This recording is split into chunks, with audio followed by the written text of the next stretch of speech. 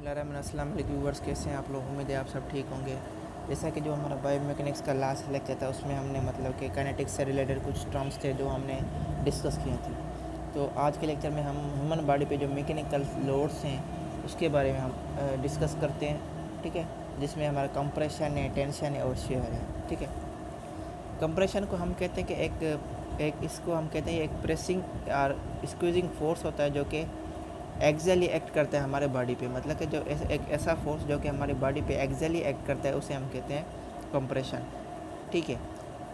जैसे कि हमारा इसमें ये जब भी हमारा जैसे इस तरह ये देख लो कि जैसे कि हमारा रबड़ होता है, ठीक है। तो रबड़ को हम क्या करते हैं, कंप्रेस करते हैं, ठीक है। तो कंप्रेस करते के लिए उसको क्या करते हैं, उसको प्रेस करते हैं। तो ये जो हमारा फोर्स आ रहा है तो इसको हम कहते हैं कंप्रेशन, ठीक है। उसके बाद है टेंशन। टेंशन को कहते हैं एक पुलिंग या स्ट्रेचिंग फोर्स होता है जो कि एक्सियली एक्ट करता है हमारा बॉडी। मतलब कि जो डायरेक्टेड होता है हमारी बॉडी पे, उसको हम कहते हैं हमारा टेंशन, ठीक है।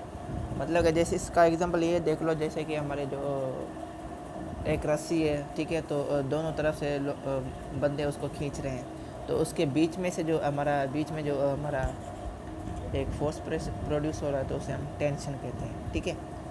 तो ये इसमें ये पता है कि जितना हैवियर चाइल्ड होगा, इसमें ये है कि जो हैवियर चाइल्ड जो होता है उसमें जो टेंशन होता है वो ज़्यादा होता है as compare to lighter one से। उसके बाद है शेयर। ये एक ऐसा फोर्स होता है जो कि हमारे जो सरफेस है ना, जहाँ पे फोर्स लग रहा है उसके पैरेलल होता है। मतलब कि जिस डायरेक्शन में जाएगा उसके पैरेलल ही इसका फोर्स चलता जाएगा। तो इस फोर्स को हम कहते हैं शेयर फोर्स, ठीक है।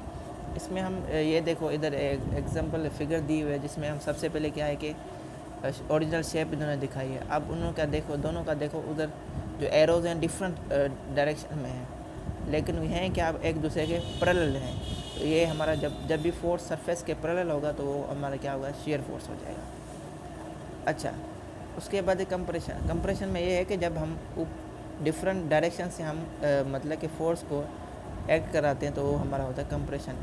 और टेंशन जो होता है वो हमारा ऐसा फोर्स होता है जो कि पुलिंग या स्ट्रेचिंग फोर्स होता है जो कि डायरेक्टेड एक्सियली होता है हमारी बॉडी पे, उसको हम कहते हैं शेयर टेंशन।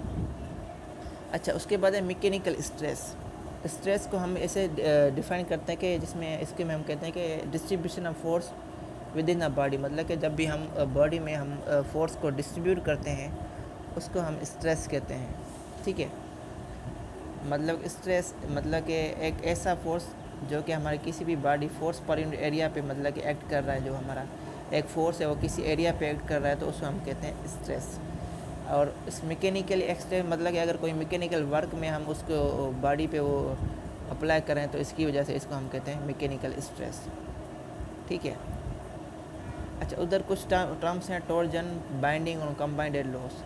सबसे पहले बता रहा है कि जो बाइंडिंग होती है एक एसिमेट्रिकल लोडिंग होती है जो कि प्रोड्यूस करती है टेंशन बॉडी के वन साइड पे लॉन्गिट्यूडल एक्सिस पे, और कंप्रेशन जो काज करती है हमारी अदर साइड में। मतलब इसमें यह है कि एक एसिमेट्रिकल लोडिंग है जिसमें हमारी जो टेंशन होगी वन साइड पे प्रोड्यूस होगी और जो कंप्रेशन होगी उसके अलग साइड पे प्रोड्यूस होगी, जिसे हम कहते हैं बेंडिंग। उसके बाद एक्सियल। एक्सियल क्या होती है, एक ऐसी फोर्स है जो कि हमारी लॉन्गिट्यूडल एक्सिस जो होता है उसके साथ मतलब डायरेक्टेड होती है। उस फोर्स को हम क्या कहते हैं, एक्सियल फोर्स, ठीक है।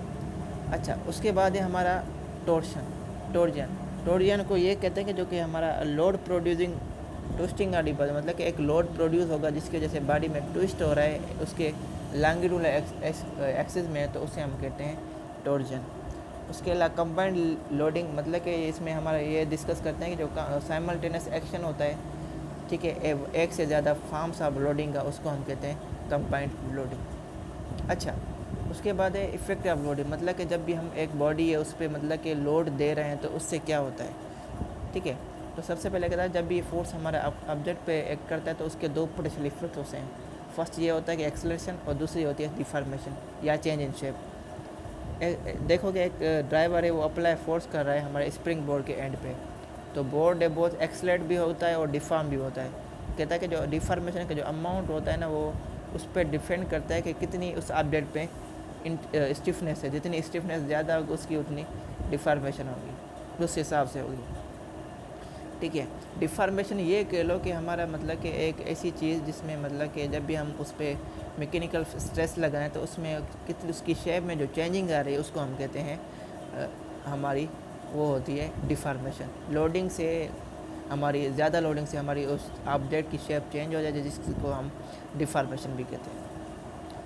अच्छा, उसके बाद यील्ड पॉइंट क्या है? एक ऐसा पॉइंट जहाँ पे लोड डिफॉर्मेशन कर्व बनता है, जिसमें डिफॉर्मेशन जो होती है वो परमानेंट हो जाती है, उसे हम कहते हैं यील्ड पॉइंट। ठीक है, उसके बाद है फेल्यूर। फेलियर को हम ऐसे डिस्कस करते हैं जब भी हमारी जो मैकेनिकल जो कंटिन्यूटी होती है उस वो लॉस हो जाती है, तो उसे हम कहते हैं फेल्यूर, मतलब कि वो किसी भी स्ट्रक्चर हो सकती है हमारी। उसके बाद है रिपीटेड लोडिंग और एक्यूट लोडिंग। अब रिपीटेड लोडिंग होती है हमारी जब भी हम रिपीटेडली वो हम लोड देते जाएं, ठीक है, उसका मैग्नीट्यूड कम हो, ठीक है, उसको हम कहते हैं रिपीटेटिव लोडिंग। इसके अलावा एक्यूट लोडिंग क्या होता है? एक सिंगल फोर्स होता है जो कि सफिशेंट मैग्नीट्यूड होता है, जो कि सिंगल फोर्स ही मतलब कि इंजरी काज कर लेता है, उसको हम कहते हैं एक्यूट लोडिंग। ठीक है, तो ये आज का लेक्चर हम यहाँ एंड करते हैं। उम्मीद है आपको लेक्चर अच्छा लगा होगा, और इससे रिलेटेड कोई भी क्वेरी हो तो कमेंट कर सकते हैं। अपना ख्याल रखें। अल्लाह हाफिज़।